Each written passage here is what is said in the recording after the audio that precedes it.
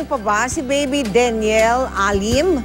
Isang uri ng namamanang karamdaman sa mata ang taglay niya. Matapos maipalabas ang kanyang kwento nitong Enero lamang, agad na may tumawag sa aming tanggapan at nagboluntaryo pong sagutin ang pagpapaopera kay Baby Daniel.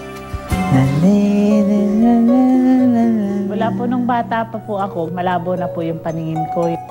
Si nanay, si tatay. Noong pa man, kakaiba na para sa kanilang mga kapitbahay ang pamilya ng mag-asawang Alem. Pareho silang may diferensya sa mata. Binabaliw lang ng nanay ko, hindi rin pinapansin. Nung tumagal daw, namagana, pumutok daw. At ang kapansanan na sumira sa mata ni Danilo, na mana ng panganay niyang si Danica. Sanggol pa lang nang tanggalin ang kanang mata ng bata dahil sa tumor na tumubo dito. At ang lubos na ikinababahala ng mag-asawa, ang bunso nilang si Daniel.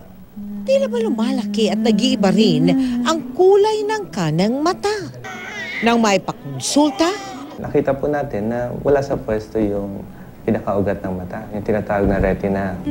agad namang tumugon ang ilang nagmalasakit na doktor mula sa isang ospital. Yung isang mata niya, wala naman nakikitang ebidensya ng may bukol. Pero yung isa nga lang, talagang puno na siya ng bukol. So, kinakailangan talaga nating tanggalin. Pag kumalat kasi ang tumor, maaaring manganib maging ang buhay ng bata. 2 linggo matapos ang operasyon, tuloy-tuloy nang nagpapagaling si Baby Daniel. Siyempre po mas gugustuhin ko nang wala pong isang mata yung anak ko kaysa naman po mamatay siya.